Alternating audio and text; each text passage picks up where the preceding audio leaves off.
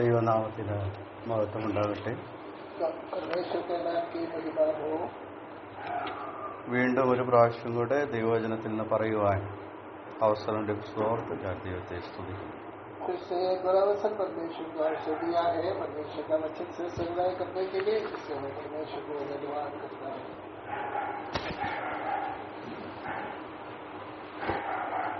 അല്പസമയത്തെ ധ്യാനത്തിനായിട്ട് നിങ്ങളുടെ ശ്രദ്ധയെ 55-ാം സങ്കീർത്തനത്തിലേക്ക് ഞാൻ ക്ഷണിക്കുകയാണ്.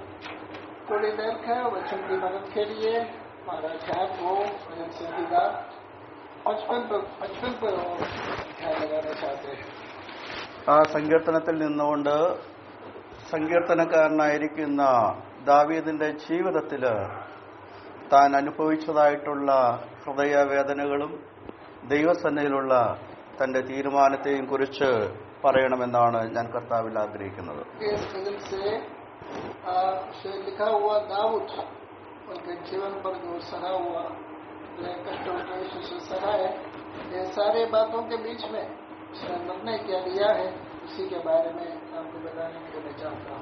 വളരെ പ്രതിസന്ധികൾ നിറഞ്ഞ അവസ്ഥയിലൂടെ കടന്നു പോകുമ്പോൾ ദാവീദ് പാടിയ സങ്കീർത്തന ഭാഗമാണ് ഇത്. നമുക്കറിയാം.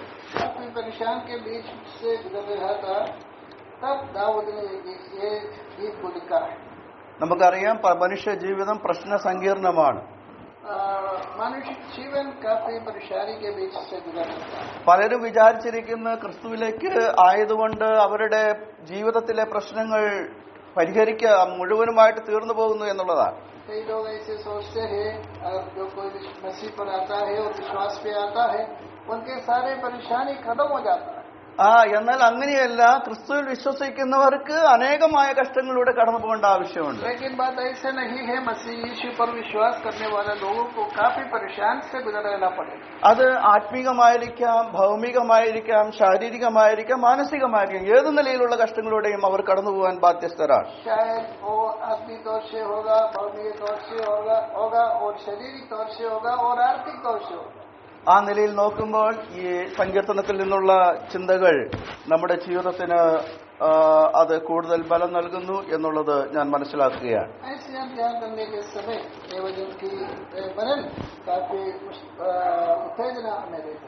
പ്രാരംഭമായിട്ട് ഇതിലെ ചില വാക്യങ്ങൾ മാത്രം വായിക്കുവാനായിട്ട് ആഗ്രഹിക്കുകയാണ്. ഈ സങ്കീർത്തനത്തിന്റെ 6, 7, 8 വാക്യങ്ങൾ പ്രാരംഭമായി വായിക്കുന്നു. അവിടെ വായിക്കുന്നത്, പ്രാവിനുള്ളതുപോലെ എനിക്ക് ചിറകുണ്ടായിരുന്നുവെങ്കിൽ എന്നാൽ ഞാൻ പറന്നുപോയി വിശ്രമിക്കുമായിരുന്നു എന്ന് ഞാൻ പറഞ്ഞു. അതെ, ഞാൻ ദൂരത്ത് സഞ്ചരിച്ച് മരുഭൂമിയിൽ പാർക്കുമായിരുന്നു. കൊടുങ്കാറ്റിൽ നിന്നും പെരുങ്കാറ്റിൽ നിന്നും ബന്ധപ്പെട്ട് ഞാനൊരു സങ്കേതത്തിലേക്ക് ഓടിപ്പോകുമായിരുന്നു.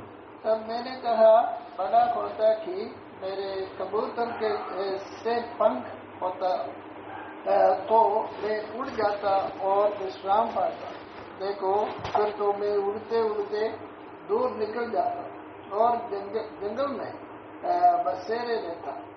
मैं प्रचंड बयार और आंधी के जोखिम से बचकर किसी शरण स्थान में भाग जाता. 16, 17 വാക്യങ്ങൾ.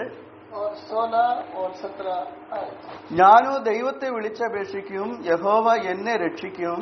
ഞാൻ വൈകുന്നേരത്തും കാലത്തും ഉച്ചയ്ക്കും സങ്കടം ബോധിപ്പിച്ച് കരയും. അവൻ എന്റെ പ്രാർത്ഥന കേൾക്കും. 16 and 17 of Psalm 55. परंतु मैं तो परमेश्वर को पुकारूंगा और यहोवा मुझे बचाएगा. सांझ को, भोर को, दोपहर को, तीनों पहर मैं दुहाई दूंगा और कराहत करूंगा. ഒരു വാക്യം കൂടി, 22-ാം വാക്യം. एक और आयत 22वां पद. നിന്റെ ഭാരം യഹോവയുടെ മേൽ വച്ചുകൊള്ളുക, അവൻ നിന്നെ പുലർത്തും. നീതിമാൻ കുലുങ്ങിപ്പോകുവാൻ അവൻ ഒരു നാളും സമ്മതിക്കയില്ല. अपना बोझ यहोवा पर डाल दे, वह तुझे संभालेगा. वह धर्मी को कभी डलना ना देगा. ദൈവനാമത്തിന് മഹത്വം ഉണ്ടാകട്ടെ. परमेश्वर का नाम की महिमा हो। ഈ സങ്കീർത്തനം നാം ഒന്ന് വളരെ കൂലങ്കക്ഷമായിട്ട് വായിക്കുകയാണെങ്കിൽ നമുക്ക് ഒരു കാര്യം മനസ്സിലാകും. ദാവീദ് രാജാവിന്റെ ഹൃദയത്തിന്റെ സ്പന്ദനങ്ങളായിരുന്നു ആ വാക്കുകൾ എന്ന് നമുക്ക് കാണുവാൻ കഴിയും. इस भजन 55 के और हम रीति से अगर वर्णन करेगा तो हमें मालूम कर सकता है। और दाऊद जो भजन लिखा है उनका हृदय की जो स्पंदन और we see the heartbeats of David in this psalm. നാം ആദ്യം വായിച്ച 3 വാക്യങ്ങളില് ദാവീദ് തന്റെ പ്രതിസന്ധി ഘട്ടത്തില് തന്റെ ആഗ്രഹത്തെ ദൈവസന്നിധിയിൽ പറയുകയാണ്. तो पहले जो 3 आयत में पढ़ा था तब उनके प्रतिकूल अवस्था पर दाऊद अपना आग्रह को परमेश्वर के सामने रखा. എന്നാൽ ആ ആഗ്രഹങ്ങളെല്ലാം തികച്ചും മാനുഷികമായിരുന്നു എന്നുള്ളത് താൻ പിന്നീട് മനസ്സിലാക്കുകയാണ്. लेकिन जो आग्रह परमेश्वर को परिस्थिति पर उसने रखा है ये सारे आवश्यकता मानुषिक तौर से थे. അങ്ങനെ ആഗ്രഹിച്ച ദാവീദ് നാം തുടർന്ന് വായിച്ച 2 വാക്യഭാഗങ്ങളിലും തന്റെ ദൈവസന്നിധിയിൽ തനിക്കുള്ള നല്ല തീരുമാനത്തെയാണ് നമുക്ക് കാണുവാൻ കഴിയുന്നത്. लेकिन उसके पश्चात हम 2 भाग इसमें से पढ़ा था. उसी में हम देख सकता है दाऊद अपना निर्णय कैसे उसने लिया है परमेश्वर के परिस्थिति पर उसको बताते हैं. ആദ്യ ഭാഗത്ത് നാം അവിടെ തന്റെ ആഗ്രഹത്തെ കുറിച്ച് കാണുന്നത് ഇപ്രകാരമാണ്. First part we have seen that the desire that David had in the presence of God that we see. ഓ എനിക്ക് പ്രാവിനെ പോലെ ഒരു ചിറകുണ്ടായിരുന്നുവെങ്കിൽ. उसे ऐसे कहता है भला होता कि मेरे कबूतर के से पंगा होता. ആ ആഗ്രഹം തന്റെ മനസ്സിലേക്ക് അങ്കുരിച്ചത് തന്റെ ജീവിതത്തിലെ പ്രശ്നസങ്കീർണമായ ചില കാര്യങ്ങളാണ്. ये सोच उनके मन पर आया था तब दाऊद ने काफी परेशान के बीच में से गुजर रहे थे तब. എന്തിനാണ് ആ ചിറക് വേണമെന്നും പ്രാവിന്റെ ചിറക് ആഗ്രഹിച്ചത്? क्यों दाऊद ने ऐसे आग्रह किया है कबूतर के जैसे पंगा होते तो? തുടർന്ന് കാണുന്നത് അത് ആ ചിറകുണ്ടായിരുന്നെങ്കിൽ ഞാൻ മരുഭൂമിയിലേക്ക് ഓടിപ്പോകുമായിരുന്നു. उसने ऐसे कहा है और मुझे ऐसा कबूतर के जैसा पंख होता तो मैं जंगल के ओर भाग जाते थे. ഞാൻ അങ്ങനെ ദൂരസ്ഥലത്ത് പോയി ഒരു ഏകാന്തവാസം ചെയ്യുമായിരുന്നു എന്ന് ദാവീദ് പറയുകയാണ്. ऐसे दूर देश में चले जाकर उधर एकांत में मैं बैठा हुआ था. പിന്നീട് മറ്റൊരു കാര്യം പറഞ്ഞ ആ ചിറക് ഉണ്ടായിരുന്നെങ്കിൽ ഞാൻ ദൂരസ്ഥലത്ത് പോയി സുരക്ഷിതമായ ഒരു സ്ഥലത്ത് പാർക്കുമായിരുന്നു. और ऐसे सोचता था अगर मुझे ऐसे पंख होता तो मैं दूर जाकर सुरक्षित रहता था. ഇത് ഒരു ദൈവ പൈതലിനെ സംബന്ധിച്ചിടത്തോളം അഭികാമ്യമായിട്ടുള്ള ഒരു കാര്യമായിരുന്നില്ല. लेकिन ये परमेश्वर के संतान के लिए इतना अभिमानजनक बात नहीं. എന്നാൽ മാനുഷികമായ നിലയിൽ ഏതൊരു മനുഷ്യന്റെയും ജീവിതത്തിൽ ഇങ്ങനെയുള്ള ആഗ്രഹങ്ങൾ കടന്നു വരാം. लेकिन मानसिक तौर से हर एक व्यक्ति के जीवन पर ऐसा सोच जरूर आ सकता है. കൂടെ കൂടെ പ്രശ്നങ്ങൾ പ്രയാസങ്ങൾ എങ്ങനെയെങ്കിലും ഒന്ന് രക്ഷപ്പെട്ടാൽ മതി എന്ന് ആളുകൾ ചിന്തിക്കും. बीच बीच में परेशान आ जाता है तब हमारा सोच ऐसे होगा इस परेशानी से जैसे भी घर होना चाहिए. നമുക്കറിയാം നവോമിയുടെ ജീവിതം നമുക്കറിയാം. नवोमी के बारे में मालूम है. എൽക്കാനയുടെ കുടുംബം. एल्काना का परिवार. ബേത്ലഹേമിൽ ക്ഷാമം ഉണ്ടായ കാര്യത്തെ കുറിച്ച് അവിടെ ശമൂവേലിന്റെ പുസ്തകത്തിൽ പറയുന്നുണ്ട്. और उधर शमूएल സോറി റൂത്തിന്റെ പുസ്തകത്തിൽ पर ऐसे पढ़ते हैं जो बैतलहम पर जब कंगाल का अवस्था आया था उस अवस्थे के बारे में बताते हैं. എന്താണ് അവിടെ സംഭവിച്ചത്? लेकिन क्या हुआ था? ക്ഷാമം ആർക്കൊക്കെയാ ഉണ്ടായത്? उधर जो कंगाल का अनुभव और रोटी का कमियां कौन कौन लोगों को आया था? ആ ദേശത്തുള്ള എല്ലാവരെയും ബാധിച്ച ഒരു പ്രശ്നമായിരുന്നു. उस जगह पर कोई भी रहता था सारे लोगों को ये कठिनाई आया था. എന്നാൽ ആ എൽക്കാനയും കുടുംബവും അവർ തീരുമാനമെടുക്കുകയാണ്. लेकिन एल्काना और उनका परिवार एक निर्णय लिया था. അവര് സമ്പന്നമായിരിക്കുന്ന മോവാബ് ദേശത്തേക്ക് കുടിയേറി പാർക്കണം. सोचा था उस समय मोआब इसका पड़ोसी देश था उधर कोई कमी नहीं था जाएंगे उधर ऐसे सोचा परिवार के साथ. എന്നാൽ അവരുടെ തീരുമാനം ശരിയായിരുന്നില്ല എന്നുള്ളതാണ് ആ വചനം പഠിക്കുമ്പോൾ നമുക്ക് മനസ്സിലാക്കുവാൻ കഴിയുന്നത്. निर्णय उसने लिया था ये सही निर्णय नहीं था। अब അവർ ഓടിപ്പോകുന്ന എവിടെ നിന്നാണ്? അപ്പത്തിന്റെ ഭവനത്തിൽ നിന്നാണ് അവർ ഓടിപ്പോകുന്നത്. कहाँ से वो जाते हैं? वो रोटी का बहुत है। ശരിയാണ്, ശാരീരികമായ ക്ഷേമത്തിന് ആവശ്യമായുള്ള പല കാര്യങ്ങളും ഇല്ലായിരുന്നു എന്നുള്ളത് വാസ്തവമാണ്. बात सच है, अपना शारीरिक सुरक्षा के लिए कुछ चीज कमी था, എന്നാൽ ഇത് നമ്മുടെ ആലോചനയ്ക്ക് വ്യർത്ഥമായിട്ടുള്ള കാര്യങ്ങളാണ്. लेकिन हमारे सोच के बड़ी है, ऊपर है। ചരിത്രം പഠിക്കുമ്പോൾ അവർ അനുഭവിച്ചതായുള്ള കൈപ്പേറിയ അനുഭവങ്ങളെ നമുക്ക് കാണുവാൻ കഴിയുന്നുണ്ട്. और हम देखेंगे काफी लोग काफी परेशान के बीच में गुजर रहा। നവോമി സ്വന്തം ദേശത്തെ ദൈവം കടാക്ഷിച്ചത് കേൾക്കുമ്പോൾ തിരിച്ചു വന്ന നവോമി പറയുന്ന സാക്ഷ്യം ഹൃദയഭേദകമാണ്. जो एलिमेलेक उनका परिवार जो परमेश्वर के घर से, वो जोटी के घर से दूर गया था, मोआब गया था, उनके जीवन पर काफी परेशान आया। वापस नवोमी आया, तब उनके सारे दुख की घटना वो बता। അവൾ പറയുന്നത്, നിങ്ങൾ ഇനി എന്നെ നവോമി എന്ന് വിളിക്കരുത്. उसने कहा, मुझे नवोमी ऐसे नहीं बुलाना। എന്റെ ജീവിതത്തിൽ അനേക കൈപ്പേറിയ കാര്യങ്ങൾ സംഭവിച്ചിരിക്കുകയാണ്. मेरे जीवन पर काफी खड़ुआ का चीज संभव हुआ। നിങ്ങൾ എന്നെ മാറ എന്ന് വിളിപ്പേ. मारा नाम ऐसे कहना। വീണ്ടും ഒരു സാക്ഷ്യം അവൾ പറയുന്നുണ്ട്. उसके बाद भी उसने ये गवाह और दिया। അവൾ എന്താണ് പറയുന്നതെന്ന് അറിയാമോ? उसने क्या कहा? ഞാൻ നിറഞ്ഞവളായിട്ടാണ് പോയത്, എങ്കിൽ ഇന്ന് ഞാൻ ഒഴിഞ്ഞവളായിട്ട് വന്നിരിക്കുകയാണ്. उसने बोला, मैं पूरे भरपूरी के साथ गया था, लेकिन वापस कालीपन आया। രണ്ട് കാര്യത്തിൽ ഇത് വളരെ വസ്തുനിഷ്ഠം, വളരെ വാസ്തവികമായ കാര്യമാണ്. दो बात के लिए ये बहुत ही सच है। നമുക്കറിയാം, അവൾ കടന്നുപോയപ്പോൾ ശരിക്കും നിറഞ്ഞവളായിട്ടാണ് കടന്നുപോയത്. बात सच है, जब उसने गया था, जो यरूशलेम छोड़कर मोआब की ओर, सारे संपत्ति और सब कुछ उसका भरा हुआ था। അവൾ അപ്പത്തിന്റെ ഭവനത്തിൽ നിന്നാണ് കടന്നുപോയത്. रोटी के घर से निकल गया था। അവൾ പോയ സ്ഥലത്ത് അവൾ അതുവരെ അനുഭവിച്ച അപ്പം അവിടെ മോവാബ് ദേശത്തുണ്ടായിരുന്നില്ല. जो अभी तक उसने खाया पिया जो रोटी जो मोआब में नहीं था। എന്ന് മാത്രമല്ല, എം.ഇ. ചെറിയ സാറിന്റെ ഭാഷയിൽ പറഞ്ഞു കഴിഞ്ഞാല് അവൾ മറ്റുള്ള അനേകരുടെ കൂട്ടായ്മ പേടിച്ചുകൊണ്ടാണ് അവൾ അവിടുന്ന് പോയത്. और इतना नहीं, उसने काफी लोगों का जो फेलोशिप अपनाया और उसने चलेगी। അവിടെ എം.ഇ. ചെറിയ സാർ പറഞ്ഞു, ഒരു കാവ്യ ഇതിൽ ഞാൻ വായിച്ചിട്ടുള്ളതാണ്. सर ने उसने ये जो पोए उसके बारे में लिखा था। അതിൽ പറയുന്നത്, അതുവരെ ഒരു സഹായം ചെയ്യാത്തവർ അവൾ പോയപ്പോൾ അവൾക്ക് സഹായം ചെയ്തു. उसने ऐसे लिखा है, उसी समय तक कोई जो व्यक्ति ने उसको कोई भी मदद किया नहीं, लेकिन जब वो जाने का वक्त बहुत सारे लोग उसको मदद भी किया। അവൾ നിറഞ്ഞവളായിട്ട് കടന്നുപോയെങ്കിൽ ഇതാ ഇവൾ സകലം ഒന്നുമില്ലാത്തവളായിട്ട് ഒഴിഞ്ഞവളായിട്ട് കടന്നു വന്നിരിക്കുകയാണ്. भरपूरी के साथ चले गए था मोआब की ओर, लेकिन उधर से वापस आने के समय खाली हाथ से वो बाहर आया. ഇതൊരു വാസ്തവികമായ കാര്യമാണ്. രണ്ടാമത്തെ വാസ്തവികമായ കാര്യം, दूसरी सच्चाई, ദൈവസന്നിധിയിലേക്ക് കടന്നു വരുമ്പോൾ ഞാൻ ശൂന്യമാണ് എന്നുള്ള തിരിച്ചറിവോടുകൂടെ കടന്നു വരുവാൻ കഴിയേണ്ടത് ആവശ്യമാണ്. परमेश्वर को उपस्थिति पर माने के समय ऐसे सोच हमारा मन पर होना चाहिए. हम केवल काली हाथ से आते. നിറയണമെങ്കിൽ എന്താണ് ആവശ്യമായിട്ടിരിക്കുന്നത്? अगर भरपूरी होना है तो क्या जरूरत है? അത് ആ പാത്രം അല്ലെങ്കിൽ അത് കാലിയായിട്ടിരിക്കണ്ട, അല്ലെങ്കിൽ അതിൽ കുറച്ച് നിറയ്ക്കാൻ ഉള്ള ഒരു സ്ഥലം ആവശ്യം വേണം എന്നുള്ളത് നാം മനസ്സിലാക്കുന്ന വിഷയമാണ്.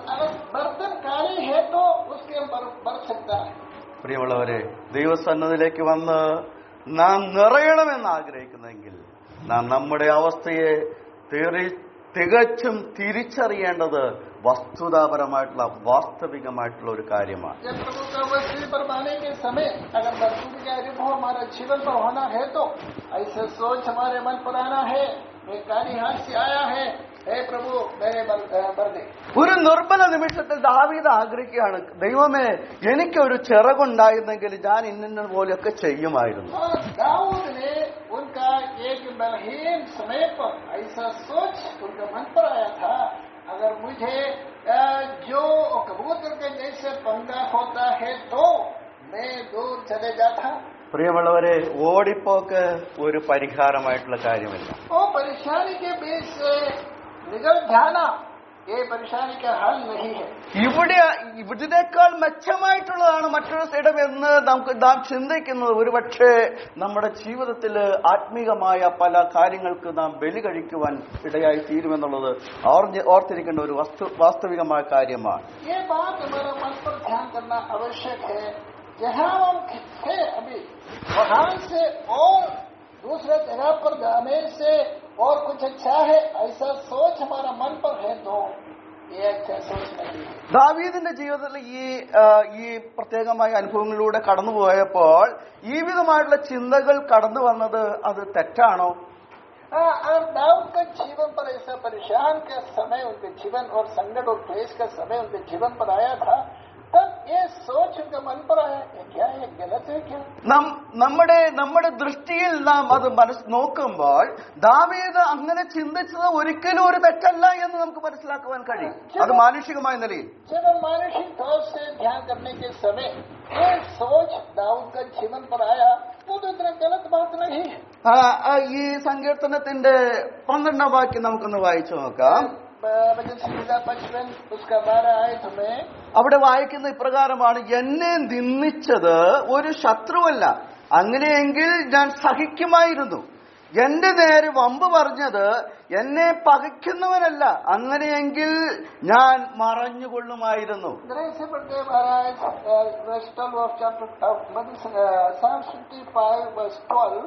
जो मेरे नाम बड़ाई करता है वह शत्रु नहीं था, नहीं तो मैं उसको सह लेता. जो मेरे विरुद्ध बड़ाई मारता है वह मेरा वैरी नहीं है, नहीं तो मैं उससे छिप जाता. ഇത് ഓരോ ദൈവപൈതലും വളരെ ഗഹനമായിട്ട് ചിന്തിക്കേണ്ട ഒരു വിഷയമാണ്. अरे परमेश्वर के बच्चे लोग और विश्वासी लोग ये बहुत ध्यान करना इस बात को. നമുക്കറിയാം, ഈ ലോകത്തിൽ നാം ജീവിക്കുമ്പോൾ നാം ഈ ലോകക്കാരല്ലാത്തത് കൊണ്ട് നമുക്ക് വളരെ പ്രയാസങ്ങൾ ഉണ്ടാകും. जब तक हम इस दुनिया में जीवित रहता है तब तक हम इस देशवासी नहीं है, इसलिए दुनिया वाला नहीं है, इसलिए परेशान जरूर आ जाएगा. അതെല്ലാം നമുക്ക് സഹിക്കുവാൻ ദൈവം കൃപ നൽകുന്നുമുണ്ട്. ये सारे बातों को सहने के लिए परमेश्वर अपना अनुग्रह में देगा. എന്നാൽ സ്വന്തം പ്രിയമുള്ളവരിൽ നിന്ന് പ്രയാസങ്ങൾ ഉണ്ടായാലോ? लेकिन अपने प्रिय लोगों से ऐसा परेशान हमारे जीवन पर आ जाएगा तो മതിയെന്ന് വിചാരിക്കും. हम सोचेंगे ये काफी മതി, ഇവിടെ നിന്ന് പോയാൽ മതി. काफी है, enough is enough, let's go.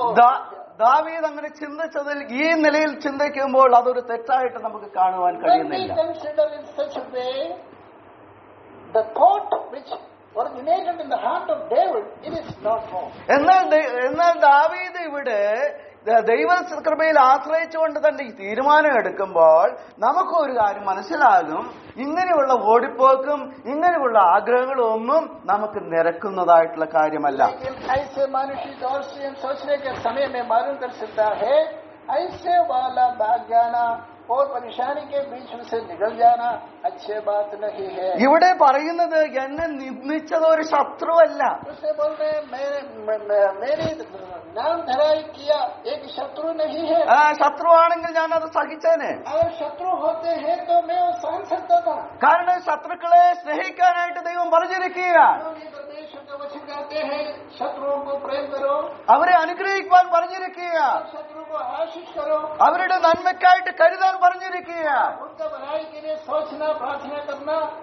എന്നാൽ ഇവിടെ സ്വന്തം മകൻ തനിക്കെതിരായിട്ട് നിന്നതായിട്ടുള്ള സത്യത്തെ ഇവിടെ ദാവീദ് ഓർക്കുകയാണ്. लेकिन अपना प्रिय पुत्र बैठा उनको शत्रु होकर इधर खड़े किया, तब ये बात उसने ध्यान की. ശമൂവേലിന്റെ പുസ്തകങ്ങളിലേക്ക് കടന്നു ചെല്ലുമ്പോൾ അവിടെ തന്റെ മകനായിരിക്കുന്ന അബ്ശാലോം തനിക്കെതിരെ കൂട്ടുകെട്ടുണ്ടാക്കി തനിക്കെതിരായി നിന്ന കാര്യം ദാവീദ് ഓർക്കുകയാണ്. शामूएल की किताब पर जाने के समय उनका बैठा जो अब्शालोम दाऊद के खिलाफ खड़े हुआ है उस बात को हम देखते हैं.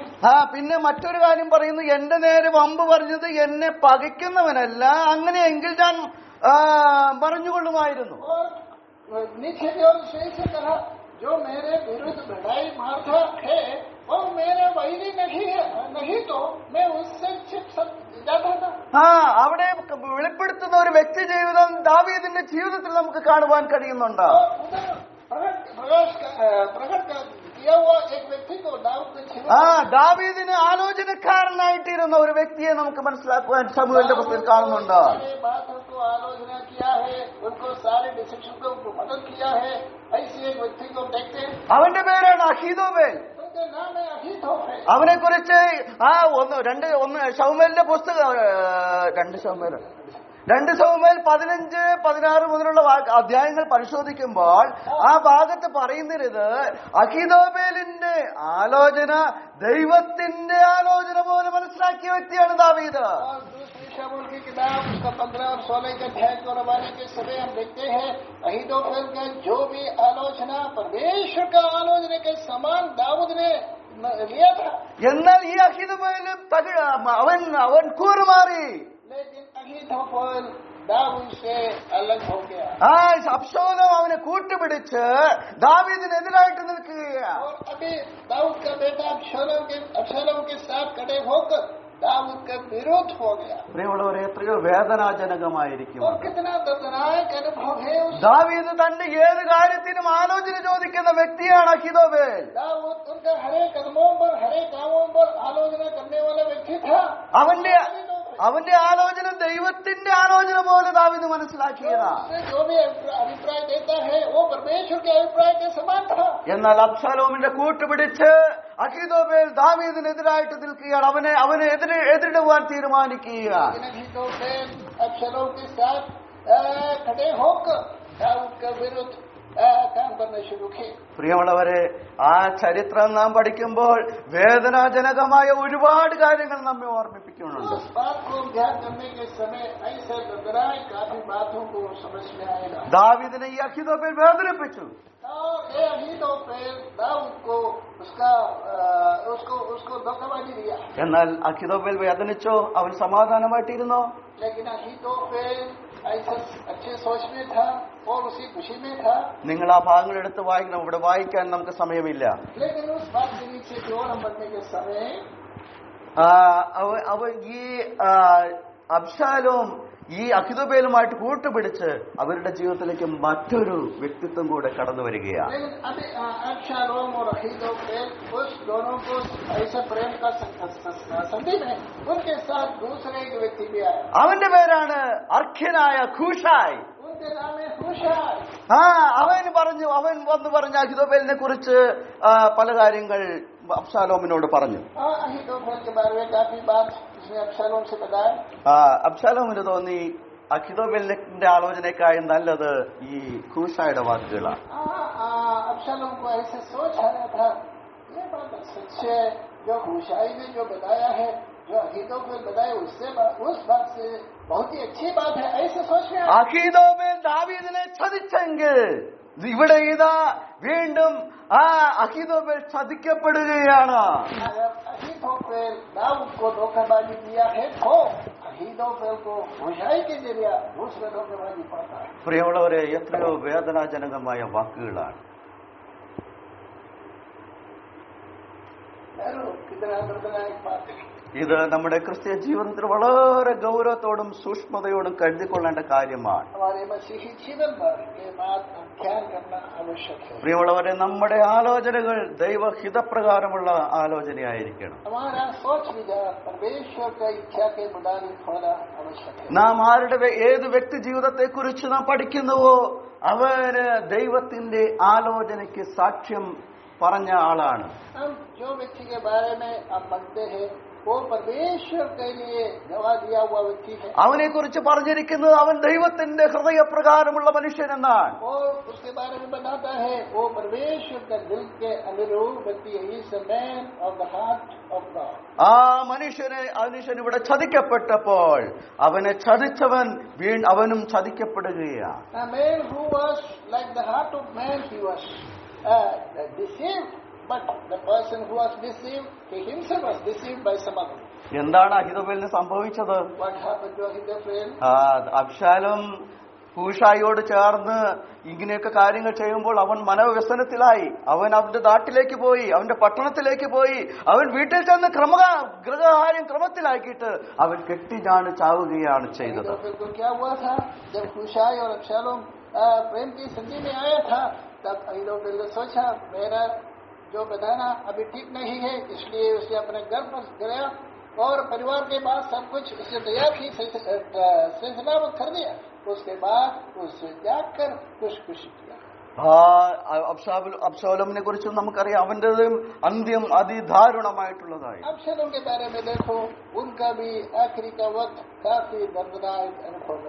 ആകാശത്തിനും ഭൂമിക്കും ആ മധ്യത്തിലായിട്ട് അവൻ ആ കരുവേലകത്തിൽ തൂങ്ങപ്പെട്ടവനായിട്ട് കിടക്കുമ്പോൾ അവൻ കുന്തങ്ങളാൽ കുത്തപ്പെട്ടവനായിട്ട് അവൻ കൊല്ലപ്പെടുന്നത് നമുക്ക് കാണുവാൻ കഴിയുന്ന വസ്തുതയാണ്. आकाश और पृथ्वी के बीच में ऐसे ढंगा हुआ था जो पेड़ में अब्शलोम, लेकिन उसको उस पेड़ से उसको मार डाला था। പ്രിയമുള്ളവരെ, എത്രയോ വേദനാജനകമായിട്ടുള്ള കാര്യങ്ങൾ. कितना दर्दनाक अनुभव।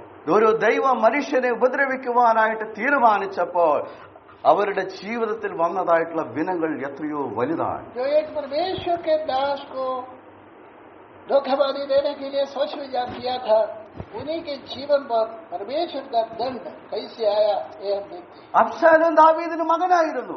अब्शलोम दाऊद का बेटा था। അഹീതോഫേൽ നമ്മുടെ ഭാഷയിൽ പറഞ്ഞാൽ ദാവീദിന്റെ മന്ത്രിയായിരുന്നവനാണ്. अहीतोफेल दाऊद का मंत्री था। അവര് തന്നെ ചതിച്ചപ്പോൾ, തനിക്കെതിരായി തീർന്നപ്പോൾ തന്റെ ഹൃദയവേദനകൾ എത്രയെന്നുള്ളത് പറഞ്ഞറിയിക്കാൻ കഴിയാത്തതിലും അധികമാണ്. जब ये साल अपना बेटा और अपना मंत्री दाऊद को ऐसे धोखाबाजी दिया था, तब दाऊद का दिल कितना दर्दनाक अनुभव से गुजर रहा था। ആ സന്ദർഭത്തിലാണ് ദാവീദ് ആഗ്രഹിക്കുന്നത്, ദൈവമേ, എനിക്കൊരു പ്രാവിനെ പോലെ ചെറുകുണ്ടായിരുന്നെങ്കിൽ ഞാൻ പറന്നു പോകുമായിരുന്നു. उस समय दाऊद ने आग्रह किया था, हे परमेश्वर, भला होता है कि मेरा समुद्र के जैसे पंख होता तो मैं उड़ जाता। എല്ലാ ബന്ധങ്ങളും ഉപേക്ഷിച്ച് ഞാൻ ഒരു ഏകാന്ത സ്ഥലത്ത് പാർക്കുമായിരുന്നു. मेरे सारे अधिकार और खुशी और सब कुछ छोड़कर मैं एक एकांत देश में जाकर मैं स्वस्थ बैठा। ഞാൻ സുരക്ഷിതമായ ഒരു സ്ഥലത്ത് ഞാൻ പാർക്കുമായിരുന്നു. सुरक्षित ऐसी एक एकांत जगह पर बसा हुआ था। മാനുഷികമായ നിലയിൽ ദാവീദ് ചിന്തിച്ചൊന്നും തെറ്റല്ല പ്രിയമുള്ളവരെ. मानसिक तौर से ये सोच विचार दाऊद के जीवन पर आया गलत नहीं है। രാജാക്കന്മാരുടെ പുസ്തകത്തിലേക്ക് കടന്നു വരുമ്പോൾ അതിശക്തനായ ഒരു മനുഷ്യനെ നമുക്കവിടെ കാണാം. और राजा के चुनाव पर मारे के समय एक शक्तिमान व्यक्ति को देखा। അവൻ ഒരു ദൈവ മനുഷ്യനാണ്. वो परमेश्वर का पुरुष, അവനൊരു പ്രാർത്ഥനാ മനുഷ്യനാണ്. वो एक प्रार्थना व्यक्ति था। ഏലിയാവ് എന്ന മനുഷ്യൻ. एलियाह के बारे में हम देखते हैं, അവൻ എന്താ പറഞ്ഞത്? उसने क्या कहा? ചില വാക്കുകൾ കേട്ടപ്പോൾ, उसने कुछ बातें सुना, മതി കർത്താവേ, മരിച്ചാൽ മതി. उसने ऐसे कहा, काफी है, काफी परमेश्वर काफी है, अभी मरना अच्छा है। ദൈവം അവനോട് എന്നാ പറഞ്ഞത്? लेकिन परमेश्वर से क्या कहा? ഇല്ല ഏലിയാവേ, പറ്റില്ല. हाँ, काफी नहीं है, खत्म नहीं हुआ एलिया, इतना नहीं और जाना। നീ എഴുന്നേറ്റ് തിന്നുക, നീ ബലം പ്രാപിച്ച് മുന്നോട്ട് പോകുക. നിന്നിൽ നിന്ന് അനേകമായ കാര്യങ്ങൾ ഇനിയും ചെയ്യുവാനുണ്ട്. परमेश्वर को खाना खिलाया था, और खा, ऐसे बताया और भी जाना है।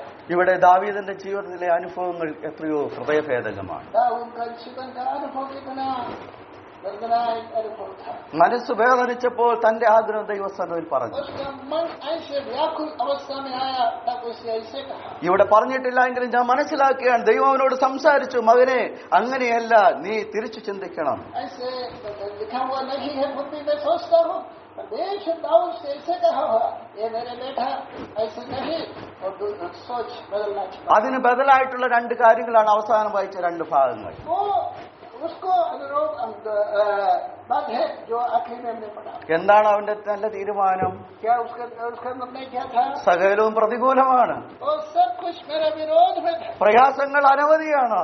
जो कष्ट बहुत വളരെ ദുഃഖം എന്നെ ഭരിക്കുന്നുണ്ട്. दुख मुझ पर है। എന്റെ പ്രിയ മകൻ എനിക്കെതിരാണ്. मेरे प्रिय बेटा मेरे खिलाफ है। എന്റെ സകല ആലോചനയ്ക്ക് കൂട്ടുനിന്നവൻ അവൻ എനിക്ക് വിപരീതമായി തീർന്നു. मंत्री मेरे साथ खड़े हुआ था हर एक समय, लेकिन अभी वो भी मेरे खिलाफ। എന്നാൽ ഞാൻ ചെയ്യുകയാണ്, ഞാൻ വൈകുന്നേരത്തും കാലത്തും ഉച്ചയ്ക്കും ദൈവസന്നിധിയിൽ സങ്കടം ബോധിപ്പിച്ച് കരയും. 17-ാം വാക്യം. लेकिन उसका 17वां ऐसे करते हैं, मैं सांझ को, भोर को, दोपहर को, तीनों पहर मैं दुहाई दूंगा और कराहता रहूंगा। പ്രിയമുള്ളവരെ, ആർക്കാണ് ഇത് സാധിക്കുന്നത്? किस व्यक्ति को ये बात संभव है?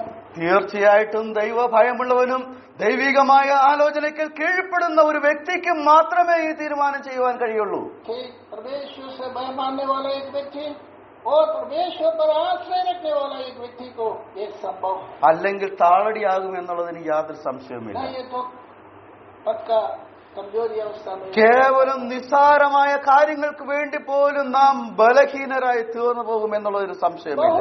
बहुत ही तुच्छ बातों में हम कमजोर में पड़े होते हैं. പ്രിയമുള്ളവരെ, ഇവിടെ ദൈവസന്നിധിയിൽ അവൻ തീരുമാനിക്കുകയാണ്, ഞാൻ ദൈവവുമായിട്ടുള്ള ബന്ധത്തിൽ തുടർന്നു പോകും. लेकिन दाऊद ने एक अच्छे निर्णय लिया था, मैं परमेश्वर के रास्ते से परमेश्वर से संगति रेखा मैं आगे बढ़ाऊंगा. പ്രാർത്ഥന എന്നുള്ളത് കൊണ്ട് അതാണല്ലോ ഉദ്ദേശിക്കുന്നത്. प्रार्थना ऐसे शब्द से वही हम समझ सकते हैं. ദൈവവുമായിട്ടുള്ള അഭേദ്യമായിട്ടുള്ള ബന്ധം ഒരുവൻ സ്ഥാപിക്കുവാനായിട്ട് ആഗ്രഹിച്ചു കഴിഞ്ഞാൽ ദൈവസന്നിധിയിൽ ദൈവത്തോട് ഒരുമിച്ച് പ്രാർത്ഥന കഴിപ്പാൻ കഴിയേണ്ടത് ആവശ്യമാണ്. अगर ये व्यक्ति ऐसा निर्णय लिया है परमेश्वर के साथ अच्छी संगति रखना है तो ये परमेश्वर के साथ रहकर प्रार्थना में समय बिताना आवश्यक है. ദാനിയേലിന്റെ പുസ്തകത്തിലേക്ക് കടന്നു വരുമ്പോൾ ദാനിയേലിന്റെ അനുഭവം അവിടെ 6-ാം അധ്യായത്തിൽ വെളിപ്പെടുത്തുന്നുണ്ട്. दानियल की किताब पर उसके 6वें अध्याय में दानियल का अनुभव भी हम देखते हैं. തന്റെ എതിരാളികൾ തനിക്കെതിരായിട്ട് പറഞ്ഞത് പ്രകാരം രാജാവ് അവനെ സിംഹക്കുഴിയിലേക്ക് കൊണ്ടിടുകയാണ്, കൊടുവാൻ കൽപ്പന പുറപ്പെടുവിച്ചിരിക്കുകയാണ്. और दानियल का जो वही लोगों ने दानियल के खिलाफ बताया था, राजा ने वो सुनकर उसको सिंह की गुफा में डाला हुआ. രാജാവ് രേഖ എഴുതി ഉറപ്പാക്കി പ്രസിദ്ധമാക്കിയിരിക്കുകയാണ്. राजा ने ऐसे लिखा और हस्ताक्षर किया है, वो ऐसे डिक्लेयर किया. ദാനിയേലിനെ സിംഹക്കുഴിയിലേക്ക് ഇട്ട് കളയും. और दानियल को जो सिंहों का गुफा में डाला हुआ. ഇത് കേട്ടപ്പോൾ ദാനിയേലിന്റെ ജീവിതത്തിൽ എന്താണ് മനോഭാവം ഉണ്ടായത്? जब सुना था राजा ने ऐसे निर्णय लिया, ऐसे प्रज्ञापन किया है. 6-ാം അധ്യായം दानियल ने क्या निर्णय लिया? ദാനിയേലിന്റെ പുസ്തകം 6-ാം അധ്യായം 10-ാം വാക്യത്തില് നാം വായിക്കുന്നുണ്ട്, എന്നാൽ രേഖ എഴുതിയിരിക്കുന്നു എന്ന് ദാനിയേൽ അറിഞ്ഞപ്പോൾ അവൻ ചെയ്തത് ദിവസവും താൻ ചെയ്തു വന്നതുപോലെ ദിവസം 3 പ്രാവശ്യം യെരുശലേമിന് നേരെ കിളിവാതിൽ തുറന്നിട്ടുകൊണ്ട് ദൈവത്തോട് പ്രാർത്ഥിക്കുന്നു ദാനിയേല്.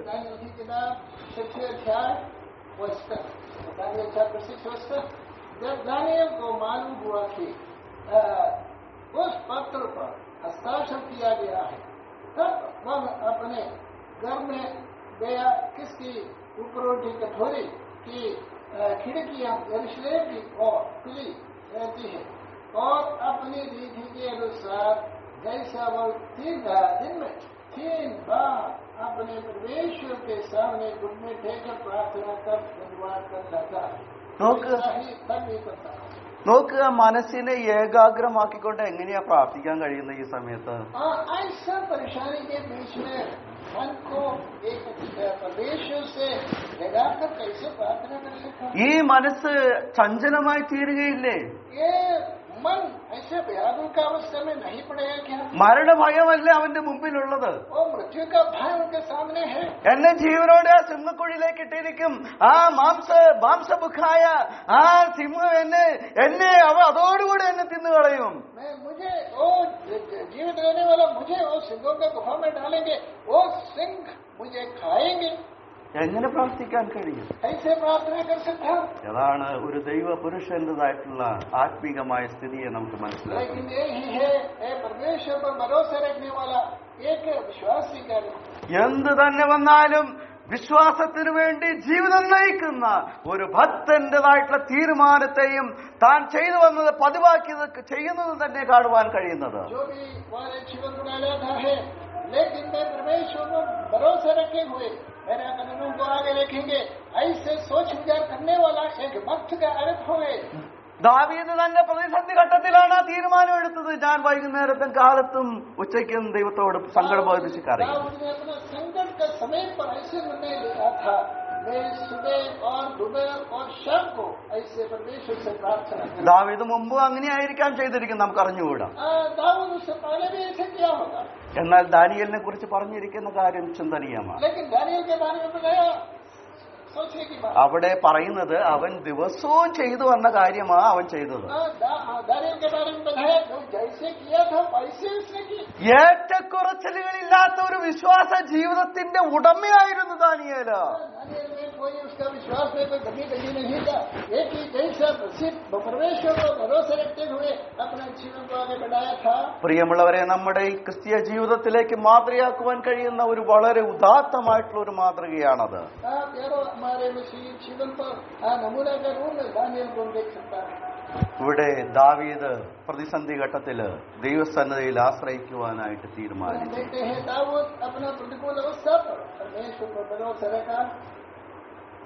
മാത്രമല്ല, അവൻ തന്റെ ഭാരമെല്ലാം ദൈവകരങ്ങളിലേക്ക് ഇറക്കി വയ്ക്കുവാനായിട്ട് അവൻ തീരുമാനിച്ചു.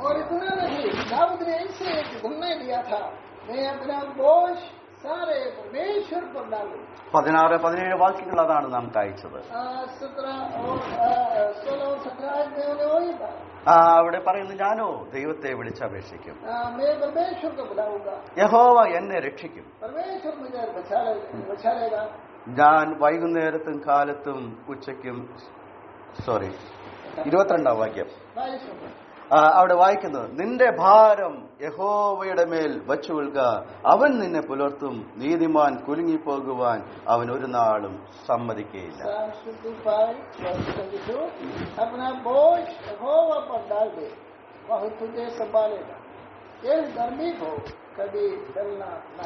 ഇന്ന് നാം നമ്മുടെ ഭാരം നാം വഹിക്കാനായിട്ട് ശ്രമിക്കുകയാണ്.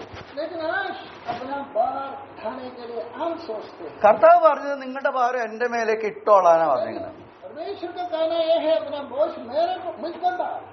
പക്ഷെ നമ്മൾ പറയും, കർത്താവെ നീ സഹിക്കണ്ട, ഞാൻ തന്നെ സഹിച്ചോളാം എന്നാണ് പറയുന്നത്.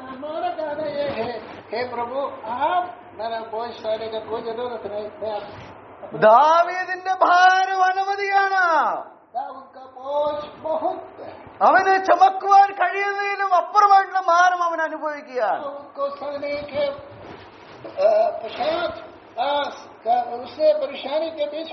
ആ ഭാരം എങ്ങനെയാ ചുമക്കുക? അത് ചുമക്കാനായിട്ടുള്ള ഒരാൾ നമ്മോട് കൂടെ ഉണ്ട്.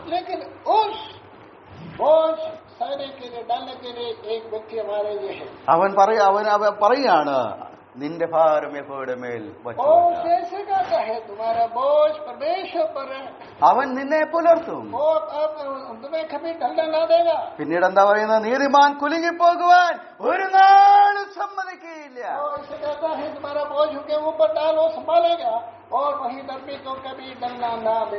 125 സങ്കീർത്തനത്തിൽ നാം ഇപ്രകാരം വായിക്കുന്നുണ്ട്, യഹോവയിൽ ആശ്രയിക്കുന്നവർ കുലുങ്ങിപ്പോകാതെ എന്നേക്കും നിലനിൽക്കുന്ന സിയോൻ പർവ്വതം പോലെയാണ്.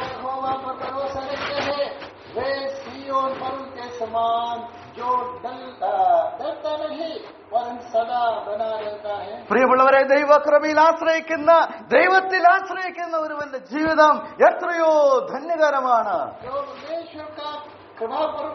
शरण रखने वाला और परमेश्वर पर भरोसा रखने वाला एक व्यक्ति का അവർക്ക് കഷ്ടത്തിലും സന്തോഷിക്കുവാനും പാടുവാനും അവർക്ക് കഴിയും. कष्ट और संकट का समय पर भी उनको गीत गा सकता है और उनको खुशी कर सकता है और प्रार्थना कर सकता है. അവരുടെ ജീവിതത്തിൽ ദുഃഖമുണ്ടെങ്കിലും അവർക്ക് സന്തോഷത്തോടെ ഇരിക്കാൻ കഴിയും.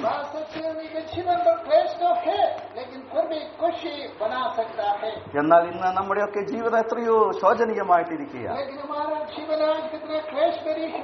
നമ്മളോട് ആരെങ്കിലും എന്തെങ്കിലും ക്ഷേമാന്വേഷണം നടത്തിയാൽ നമ്മുടെ മറുപടി എങ്ങനെയാണ്?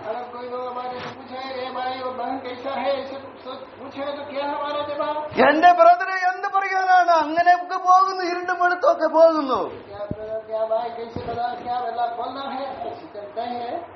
അങ്ങനെയാണോ വേണ്ടത്?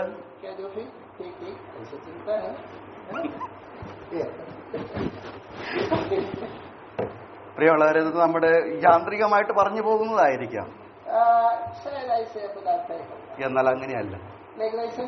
ഒരു ദൈവഭക്തനെ കുറിച്ച് നന്നായിട്ട് പോകുന്നു, ദൈവകൃപയാൽ സന്തോഷവും ക്ഷേമമായിരിക്കുന്നു, ഇതാണ് നമ്മുടെ മറുപടി.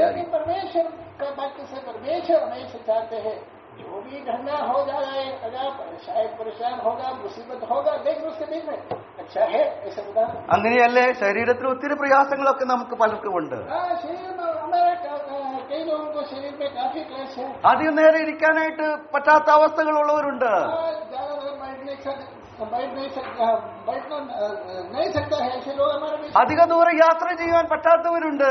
ज्यादा लंबा दूर सफर करने नहीं कर सकते, ऐसे लोग हमारे बीच. എന്നാൽ ഒരു ഭക്തൻ പറയുന്ന മറുപടിയെ ശ്രദ്ധിച്ചാൽ നമുക്കൊന്ന് മനസ്സിലാക്കുവാൻ കഴിയും. लेकिन एक भक्त का कहना ध्यान करेगा तो एक बात हम समझ में आएंगे. ബ്രദറെ, ദൈവകൃപയാൽ ക്ഷേമവും സന്തോഷവുമായിട്ടിരിക്കുന്നു.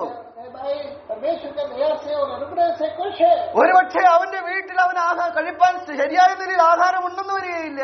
अपना घर पर परेशान होगा, खाने के लिए चीज नहीं होंगे. അവന്റെ കുഞ്ഞുങ്ങൾക്ക് വേണ്ടി ചെയ്യുവാൻ കഴിയുന്നതിന് അവനൊരു പക്ഷേ പരിമിതി ഉണ്ടായിരുന്നിരിക്കാം. अपने बच्चों का देखभाल करने के लिए कमियां भी होगा, പല നിലയിലുള്ള പ്രയാസങ്ങൾ തനിക്കുണ്ടായിരിക്കാം. परेशान के बीच में होगा. എന്നാൽ അവൻ പറയുന്നു, ശ്രദ്ധിക്കുക, लेकिन ध्यान कीजिए उसका कहना, ഞാൻ ദൈവകൃപയിൽ സന്തോഷവും ക്ഷേമവുമായിരിക്കുന്നു. परमेश्वर का अनुग्रह से खुश है, खुश. ഈ സങ്കീർത്തനത്തിൽ ദാവീദ് ഒരു വേള പറഞ്ഞു, കർത്താവേ മതി, ഇതുപോലെ ഇങ്ങനെ എനിക്ക് ഇതൊക്കെ ഉണ്ടായിരുന്നെങ്കിൽ ഞാൻ ഓടിപ്പോയാർന്നു. दाऊद ने एक समय ऐसे कहा था, काफी है, प्रभु काफी है. എന്നാൽ തന്റെ ആഗ്രഹത്തെ താൻ മാറ്റി. लेकिन उस निर्णय और अभिलाषा को उसने अलग किया. അവൻ ദൈവകൃപയിൽ ആശ്രയിക്കാൻ അവൻ തീരുമാനിച്ചു. वो परमेश्वर पर भरोसा रखने के लिए उसने निर्णय किया. എന്റെ ആവശ്യങ്ങൾ ഞാൻ ദൈവത്തോട് പറയുമെന്നുള്ള തീരുമാനം അവൻ എടുത്തു. मेरा हर एक बोझ मैं मसीह पर परमेश्वर पर डालेगा, ऐसे निर्णय उसने लिया. ഞാൻ അവനെയാണ് ആരാധിക്കുന്നതെന്ന് അവൻ ഉറപ്പോട് പറഞ്ഞു. मैं उसी को भरोसा रखता हूँ, मैं उसी को आराधना करता हूँ. ഞാൻ എന്റെ ഒരു ഭാരവും ഞാൻ ചുമക്കാൻ പോകുന്നില്ല. इसमें मेरे बोझ को मैं नहीं उठाने वाला है. നീ തുടർന്നോളം കർത്താവേ എന്ന് അവൻ പറയുകയാ. परमेश्वर तू मेरे सारे बोझ उठाए. പ്രിയമുള്ളവരെ, ഇത് ഒരു ദൈവ പൈതന്റെ ജീവിതത്തിൽ വളരെ ആവശ്യമായിട്ടുള്ള കാര്യമാണ്. मसीह लोगों के जीवन को लेकर ये सोच बहुत ही आवश्यक है. ഈ ഭാഗം ഞാൻ ചിന്തിച്ചപ്പോൾ നമ്മുടെ ക്രിസ്തീയ ജീവിതത്തില് നമ്മോട് ചേർത്ത് വെക്കേണ്ട ചില പാഠങ്ങൾ എനിക്ക് മനസ്സിലാക്കുവാനായിട്ട് സാധിച്ചു. तब हमारे मसीह जीवन पर साथ जोड़ने वाला कुछ बातों को मेरे मन पर ഒരു വിശദീകരണം കൂടാതെ ഞാൻ പറയാൻ ആഗ്രഹിക്കുന്ന 5 കാര്യങ്ങൾ മാത്രം പറഞ്ഞ് മുന്നോട്ട് പോകാനായിട്ട് ആഗ്രഹിക്കുക. आपको अपने सामने रखना चाहता है तो ज्यादा विस्तार नहीं. ഈ ദാവീദിന്റെ ഈ അനുഭവത്തെ കുറിച്ച് ചിന്തിച്ചപ്പോൾ ഒന്നാമതായിട്ട് ഞാൻ മനസ്സിലാക്കിയത്, ഒന്ന്, നമുക്ക് ദുഃഖങ്ങൾ കടന്നു വരാം. അങ്ങനെ കടന്നു വരുമ്പോൾ അത് പറയേണ്ട സ്ഥാനം ദൈവസന്നദ്ധയിലാണ്. दाऊद के बारे में मैं एक बात को सोचा था, तब हमारे जीवन पर मेरा मन पर आया था, हमारे जीवन पर ऐसे दुखी के कठिनाई का दुखी समय आएगा, लेकिन वो बोलने का जगह परमेश्वर का बस. ഈ സങ്കീർത്തനത്തിന്റെ 1 മുതൽ 8 വരെയുള്ള വാക്യങ്ങൾ വായിക്കുമ്പോൾ നമുക്കത് മനസ്സിലാക്കുവാനായിട്ട് കഴിയും. ये 55 भजन का 1 से 8 तक पढ़ने के समय वो बात ദാവീദിന്റെ ഒരു പ്രാർത്ഥനാ ശബ്ദമായിട്ടാണല്ലോ നാം അത് വായിക്കുന്നത്. वो दाऊद का एक प्रार्थना का रूप हम पढ़ते हैं. ദൈവസന്നിധിയിൽ താൻ പ്രാർത്ഥിക്കുക. परमेश्वर का बस प्रार्थना. പ്രാർത്ഥനകളെ കേൾക്കുന്ന ദൈവം അവന് ശരിയായ ഗൈഡൻസ് നൽകിയതായിട്ട് നമുക്ക് കാണുവാൻ കഴിയും. प्रार्थना सुनने वाला परमेश्वर शरीर से अगुवाई किया. നമുക്ക് അനേക ജീവിതങ്ങളെ നമുക്ക് തിരുവഴുത്തിൽ കാണുവാൻ കഴിയും. काफी उदाहरण हम देख सकते हैं. ഇയ്യോബ് വളരെ കഷ്ടതയിലൂടെ കടന്നുപോയി. जोब काफी परेशान के बीच में गया. अय्यूब തന്നെ ആശ്വസിപ്പിക്കാൻ കടന്നു വന്ന സ്നേഹിതന്മാർ പോലും അവന് ആലോചനകളെ തിരിച്ചുവിടാനായിട്ട് തീരുമാനിച്ചു. उनको स्वांतना करने वाला अपना दोस्त लोग आया था, वो भी दाऊद को अय्यूब को अपने सोच से बदलने के लिए सोचा. എന്നാൽ ഇയ്യോബ് അത് താൻ ദൈവത്തിലുള്ള വിശ്വാസം കൈവിട്ടില്ല. लेकिन अय्यूब ने उसी परमेश्वर पर जो भरोसा रखा था वो छोड़ा नहीं. കരയുന്ന പ്രവാചകൻ എന്നുള്ള ഇരമ്യാവ് പറയുന്നുണ്ട്, നാം മുടിഞ്ഞു പോകാതിരിക്കുന്നത് അവന്റെ ദയ ഒന്നുകൊണ്ട് മാത്രമാണ്.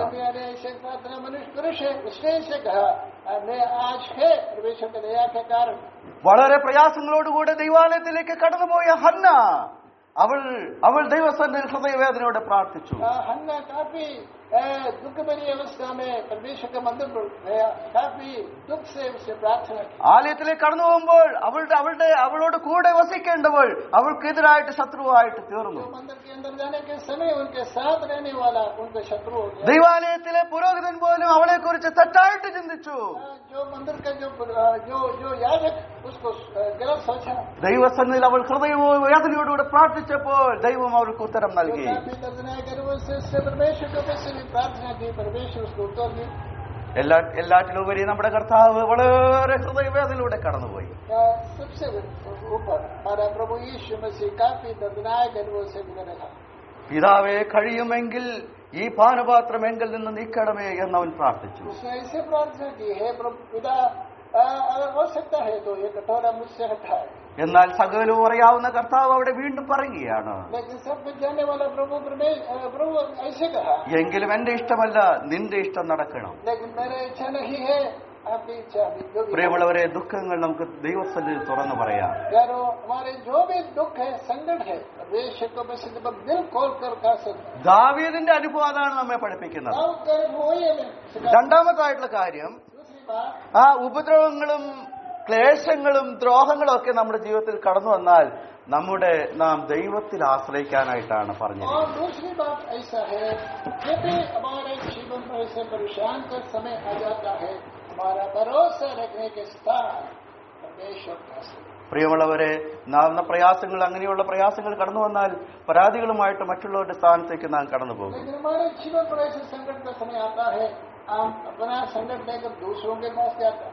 പ്രിയമുള്ളവരെ, അങ്ങനെ അതിന് ഈ വിഷയങ്ങൾക്ക് ഉദാഹരണമായിട്ട് പലതും നമ്മുടെ ജീവിതത്തിലുണ്ടാകും. हाँ, काफी उदाहरण हमारे मन में. ഇവിടെ ദാവീദിനെ കുറിച്ച് നമുക്കറിയാം. दाऊद के बारे में हमने देखा, ഉൽപ്പത്തി പുസ്തകത്തിലേക്ക് കടന്നു വരുമ്പോൾ യോസേഫിനെ കുറിച്ച് നമുക്കറിയാം. के बारे में हमने मालूम है.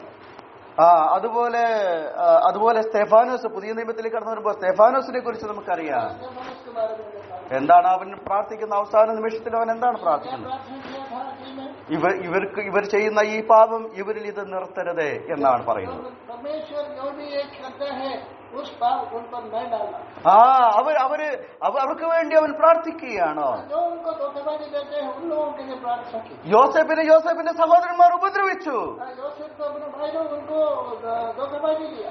യോസേഫിന്റെ നില മാറിയപ്പോൾ സഹോദരന്മാർ വിചാരിച്ചു അവന് പ്രതികാരം ചെയ്യുമെന്ന് വിചാരിച്ചു. लेकिन यूसुफ है, ये फरोह के सामने बैठे हैं, उसने सोचा ये अभी हमारे सामने ऐसे सोच विचार करेंगे. എന്നാൽ അവൻ ആ ഉപദ്രവിക്കുന്നവർക്ക് വേണ്ടി അവർക്ക് വേണ്ടി കരുതുകയും ദൈവസന്നദ്ധയിൽ കാര്യങ്ങൾ പറയുകയും ചെയ്ത വ്യക്തിയാണ്. अपने भाई लोग यूसुफ को धोखाबाजी दिया था, लेकिन उनके लिए सोचा, अच्छा सोचा, भला कार्य उनके लिए की. മൂന്നാമത്തെ കാര്യം, तीसरी बात, പ്രാർത്ഥനയെ പ്രഥമമാക്കണം. ഒന്നാമത്തെ കാര്യം, നാം പ്രാർത്ഥനയെ നമ്മുടെ മുൻപിൽ വെക്കണം എന്നുള്ളതാണ്. प्रार्थना, ये बात हमारे जीवन में पहला स्थान पर रखना. ഒരു പിതാവിന്റെ അടുത്ത് മകൻ ചെന്ന് തന്റെ ആവശ്യങ്ങൾ പറയുന്നത് പോലെ, സങ്കടം പറയുന്നത് പോലെ, പരാതി പറയുന്നത് പോലെ നമ്മുടെ ദൈവസന്നിധിയിൽ കടന്നു വന്ന് നമ്മുടെ ആവശ്യങ്ങൾ പറയുക.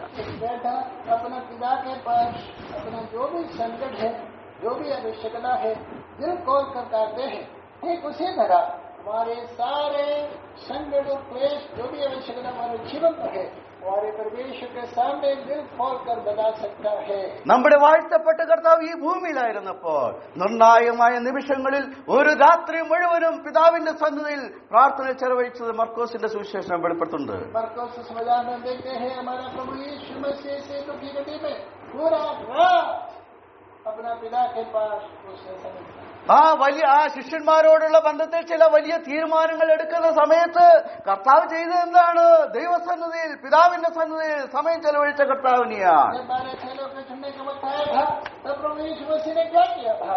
अपने पिता के उपस्थिति पर पूरा रात उससे समय था. പ്രിയമുള്ളവരെ, അങ്ങനെ നാം തിരുവെഴുത്ത് പരിശോധിക്കുമ്പോൾ ഒട്ടനവധി ഭക്തന്മാർ ദൈവസന്നിധിയില് പ്രാർത്ഥനയിൽ സമയം ചെലവഴിച്ചാണ് ഓരോരോ കാര്യങ്ങളിലേക്ക് മുമ്പോട്ട് പോയതെന്ന് നമുക്ക് കാണുവാൻ കഴിയും. परमेश्वर का वचन पढ़ने के समय में मालूम है, काफी परमेश्वर का दास अपना जो भी परिस्थिति और जो भी कार्य करना था, उससे पहले परमेश्वर का मस्जिद में बैठकर प्रार्थना में समय बिताते हुए अपना काम को आगे बढ़ाए. നാലാമത്തെ കാര്യം, ഭാരം യഹോവയുടെ മേലാണ് വെക്കേണ്ടത്. सारे बोझ परमेश्वर पर डालना. നാം ഒരിക്കലും ചുമക്കാനായിട്ട് ശ്രമിക്കല്ലേ. अपना बोझ अपने आप उठाने के लिए नहीं. നാം ക്ഷീണിച്ചു പോകും, हम थकावट के अवसर में താളടിയായി പോകും. हम तो कमजोरी में आएगा. ഭാരം കർത്താവിന്റെ മേലേക്ക് വെക്കുക. जो भी बोझ है, सारे बोझ परमेश्वर के साथ लोगों पर डाल दो. മത്തായിയുടെ സുവിശേഷം 11-ാം അധ്യായത്തിൽ നാം വായിക്കുന്നുണ്ട്, കർത്താവ് എന്താണ് പറഞ്ഞത്? समाचार 11 अध्याय में प्रभु ने क्या कहा? അധ്വാനിക്കുന്നവരും ഭാരം ചുമക്കുന്ന ഏവരുമായുള്ളവരെ നിങ്ങൾ എല്ലാവരും എന്റെ അടുക്കൽ വരുവേൻ. तो प्रभु यीशु मसीह का कहना है, ऐसे हैं जो बोझ उठाने वाले और काम करने वाले सब मेरे पास आ जाओ, ഞാൻ നിങ്ങളെ ആശ്വസിപ്പിക്കുമെന്ന് കർത്താവ് പറയുക. मैं कौन बनाऊं? പ്രിയമുള്ളവരെ, എത്രയോ അനുഗ്രഹീതമായ കാര്യമാണ്. वो कितनी खुशी की बात, ഇത് കർത്താവ് തന്നെ പറഞ്ഞ വാക്കുകളാണ്. वो कहता है ना, കേവലം ഒരു മനുഷ്യന്റെ വാക്കുകളല്ല. इंसान का बात नहीं, അവൻ വാക്കുകൾ വിശ്വസ്തനാണെന്ന് നമുക്കറിയാം. वो जो भी कहा है वो विश्वास योग्य, അവൻ വാഗ്ദത്തം ചെയ്തവൻ വിശ്വസ്തനാണ് എന്ന് നമുക്ക് നന്നായിട്ട് അറിയാം. जो वादा किया है वो विश्वास योग्य है, पूरा करके. നാം മുമ്പ് വായിച്ചല്ലോ, നീതിമാൻ ഒരു നാളും കുലുങ്ങി പോകുവാൻ അവൻ അനുവദിക്കാത്തവനാണ്. घर में कभी भी करने के लिए परमेश्वर अनुमति न दे. എന്നാൽ നമ്മുടെ ഉത്തരവാദിത്വം നമ്മുടെ സകല കാര്യങ്ങളും അവനിൽ സമർപ്പിക്കുക എന്നുള്ളതാണ്. हमारा कर्तव्य है हमारे हरेक बोझ, हरेक आवश्यकता मसीह पर, परमेश्वर पर, समय पर डालना. ആ കർത്താവിൽ നിന്ന് അനവധിയായിട്ടുള്ള കരുതലുകൾ അനുഭവിച്ച പത്രോസ് എന്താണ് പറഞ്ഞത്? और पतरस का क्या कहा? 1 പത്രോസ് 5-ാം അധ്യായം 7-ാം വാക്യം. वो वाले पतरस 5 उसका साथ में, അവൻ നിങ്ങൾക്കായി കരുതുന്നതാകിയാൽ നിങ്ങളുടെ സർവ്വ ചിന്താകുലവും അവന്റെ മേൽ ഇട്ടുകൊള്ളുവേ. परमेश्वर आपके लिए सोच विचार करते हैं, इसलिए सारे बोझ उन्हीं के ऊपर डाल. അപ്പൊ ഏതെല്ലാം കാര്യങ്ങൾ ദൈവസന്നിധിയിലേക്ക് കൊണ്ടുവരാം? अब क्या क्या बात परमेश्वर को मसीह पर डाल सकते हैं? നമ്മുടെ എല്ലാ കാര്യങ്ങളും കൊണ്ടു ചെല്ലാം എന്നാണ് നമുക്ക് അവിടെ കാണുവാൻ और हम കഴിയുന്നത്. देखते हैं हमारे हरेक बात परमेश्वर के पास प्रार्थना के साधन डाल सकते हैं. നമ്മുടെ പ്രശ്നങ്ങൾ എന്തു തന്നെയാകട്ടെ, അത് പറയുവാൻ പറ്റിയ ഒരു ഇടമുണ്ടെങ്കിൽ അത് ദൈവസന്നദ്ധിയാണ്. हमारे प्रश्न जो भी हो, जो भी संकट है, सारे संकट बताने का जगह उन्हीं के स्थान. ഒരുപക്ഷെ മനുഷ്യരോട് അല്ലെങ്കിൽ ഒന്നുകൂടെ പറഞ്ഞു കഴിഞ്ഞാൽ ആത്മീയ മിത്രങ്ങളോട് പറഞ്ഞാൽ ഒരുപക്ഷെ അവന്റെ മനസ്സ് മാറി വേറെ രീതിയിലേക്ക് അത് മാറിപ്പോകും. अगर हम हमारे आत्मिक दोस्तों के बारे में अगर भाई लोगों से वो बताएगा तो भी शायद उनका मन भी बदलाव हो सकता है.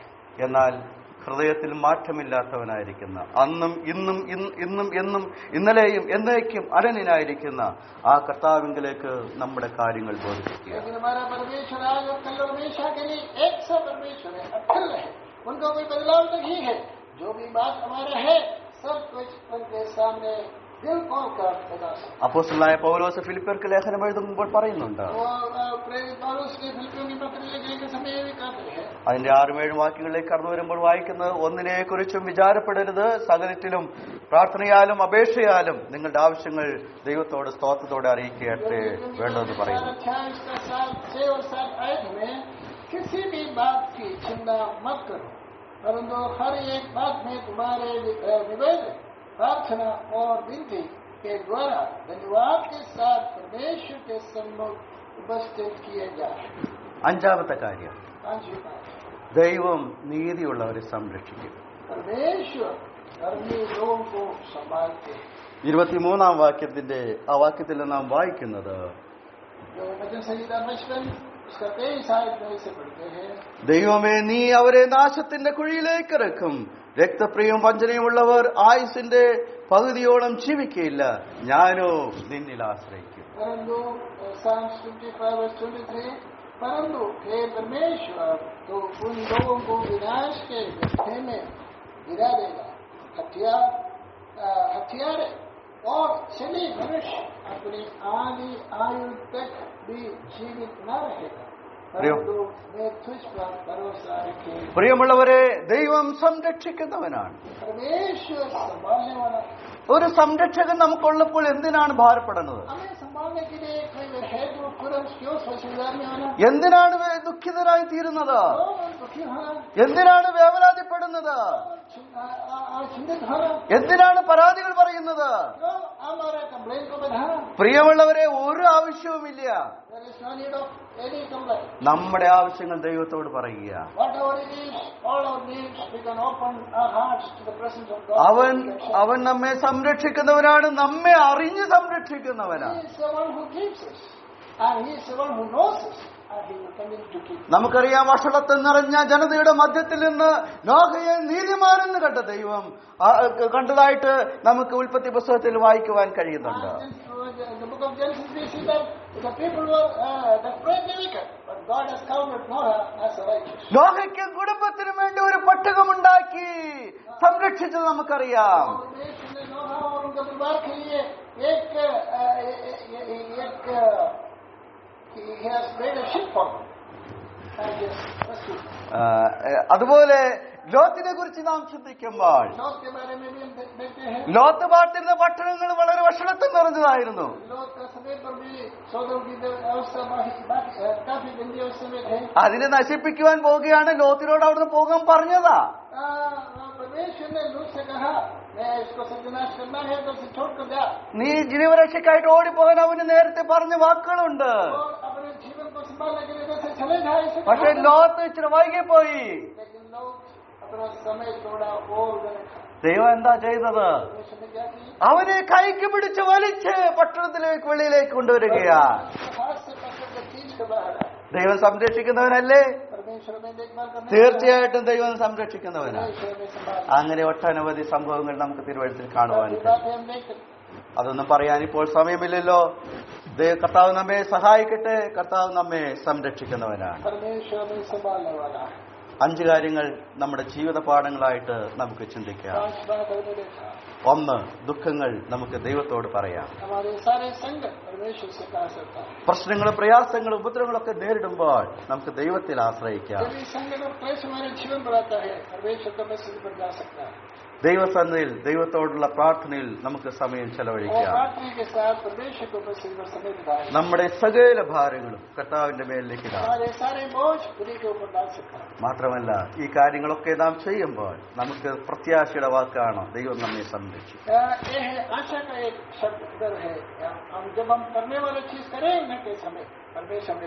ഓടിപ്പോകുന്നതും ബലഹീനനായി തീരുന്നതും താളടിയാകുന്നതും ഒക്കെയുള്ള ആഗ്രഹങ്ങളുണ്ടല്ലോ, അതൊന്നും ഒരു ദൈവവൈതലിന് യോജിച്ചതല്ല എന്ന് ദാവീദിന്റെ ജീവിതം നമ്മെ പഠിപ്പിക്കുക.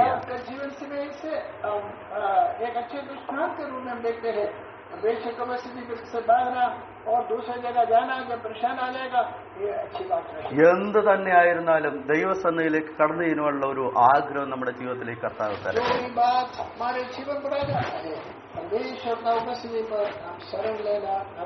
ചിലരെയൊക്കെ കാണുമ്പോൾ ഇവരുടെ ജീവിതത്തിൽ ഒന്നും ഒരു പ്രയാസമില്ല, ഇവരൊക്കെ വളരെ സന്തോഷത്തോടെ ജീവിക്കുന്നവരാണ് എന്ന് നമുക്ക് തോന്നും.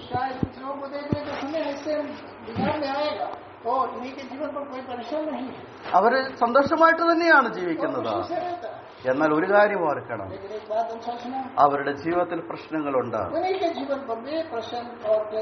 അത് മറ്റേതെങ്കിലും നിലയിലായിരിക്കാം. ഒരു പ്രശ്നവുമില്ലാത്ത ഒരു മനുഷ്യനും ഈ ലോകത്തിലില്ല. എന്നാൽ അതിനെ തിരിച്ചറിയാൻ കഴിയാതെ പോയി കഴിഞ്ഞാൽ അത് ചിലപ്പോ അങ്ങനെയായിരിക്കും എന്ന് തോന്നുന്നില്ല.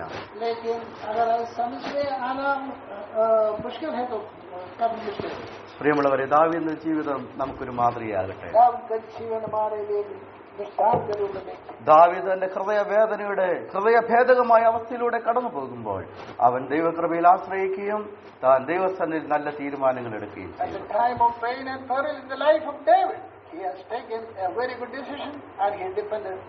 പ്രിയമുള്ളവരെ, നമ്മുടെ ജീവിതത്തെ മാറ്റിമറിക്കുവാൻ ദൈവത്തിന് കഴിയും. അതുകൊണ്ട് ഒരു സമർപ്പിക്കപ്പെട്ട ജീവിതം നയിപ്പാൻ കർത്താവ് നമ്മെ അവരെയും സഹായിക്കട്ടെ.